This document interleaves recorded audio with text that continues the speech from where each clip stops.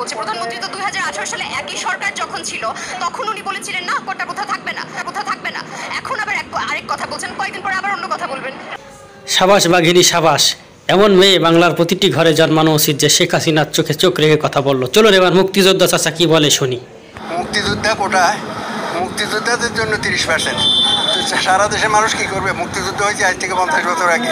আমি একজন মুক্তিযোদ্ধা। তো এখন আমার সন্তানেরা তো সব এখন আমার মতো প্রায় প্রত্যেকে বুড়ো হয়ে গেছে। এখন আর কোন কোটাতে তারা চাকরি পাবে, কোন কোটাতে তারা ভর্তি হবে? সুতরাং এই জন্য আমি মনে করি কোটা আন্দোলন হওয়া উচিত। আমি মুক্তিযোদ্ধা নাতি, আমি সেই হিসেবে চাচ্ছি আমার মুক্তিযোদ্ধা পরিবার তারা বৈষম্যের বিরুদ্ধে যুদ্ধ করেছে। 2024 সালে এখন বৈষম্য পাচ্ছি। আমরা চাচ্ছি, আমি মুক্তিযোদ্ধা পরিবার সন্তান হিসেবে চাই এই বৈষম্য বিলুপ্ত হোক, এই বৈষম্য উঠে যাক।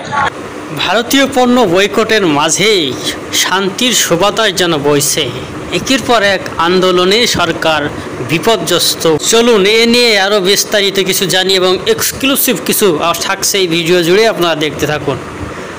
মানববন্ধন ও প্রতিবাদ সমাবেশ দেখছেন রেলওয়ে মন্ত্রণালয়ের অধীনে বাংলাদেশ রেলের সহকারী প্রকৌশলী 10ম গ্রেডের পরীক্ষা যেটি অনুষ্ঠিত হয়েছিল গত 5 তারিখে, সেটিতে প্রশ্ন ফাঁসের সাথে জড়িতদের দৃষ্টান্তমূলক শাস্তি ও পুনরায় নিয়োগ পরীক্ষা নেওয়ার জন্য মানববন্ধন ও প্রতিবাদ সমাবেশ করেছে চাকুরি প্রত্যাশী ডিপ্লোমা ইঞ্জিনিয়ারগণ। প্রশ্ন ফাঁস চক্রের সবাই কোটিপতি।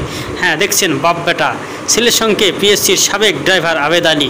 এই আবেদ আলী শিল্পী তাহসানের মায়ের সঙ্গে, অর্থাৎ তার ড্রাইভার ছিলেন ব্যক্তিগত। সেই সময় থেকেই তিনি এই পিএসসির বিভিন্ন পরীক্ষা, গুরুত্বপূর্ণ পরীক্ষা বিসিএস সহ অন্যান্য নন ক্যাডার সবচেয়ে 10ম ক্যাডার তো আপনারা জানেন, নবম 10ম থেকে 13 পর্যন্ত যে গুরুত্বপূর্ণ পরীক্ষাগুলো রয়েছে সবগুলোই প্রশ্ন ফাঁসের সঙ্গে জড়িত। আর এখন বাপ বেটা লিডার হয়েছে, আওয়ামী লীগের লিডার হয়েছে তার সন্তান। তো এ বিষয়ে আরও কথা হবে। দেখতে পাচ্ছেন কোটা বিষয়ে আবাদুল কাদের তিনি বলেছেন যে আমাদের কেউ যেন উস্কানিতে না যায়, আমাদের কেউ যেন উস্কানিতে না যায়। সরকারি চাকরিতে কোটা বিরোধী আন্দোলনের বিষয়ে আওয়ামী লীগের সাধারণ সম্পাদক কাদের সাহেব তিনি বলেছেন যে হ্যাঁ, অনেকে অনেক রকম করে বলেন, আমাদের সংবাদ প্রচারের সাথে অন্যভাবে বলতে হয়। প্রশ্ন ফাঁস করে অঢেল সম্পদ আবেদ আলীর, এটাও দেখতে পাচ্ছেন দুর্নীতি, অবৈধ উপার্জনে অন্তত 50 কোটি টাকার মালিক তিনি। ঢাকায় ফ্ল্যাট, নিজের গ্রামে বিলাসবহুল ডুপ্লেক্স বাড়ি, এগুলো সবই অর্জন করেছেন দুর্নীতি এবং এই অপকর্ম করে। প্রশ্ন ফাঁস করে হাজারো হাজারো স্বপ্নবাজ তরুণদের স্বপ্নকে ধুলোয় মিশিয়ে দিয়ে সব আবেদ আলীরা এই সফল কাজ করেছে।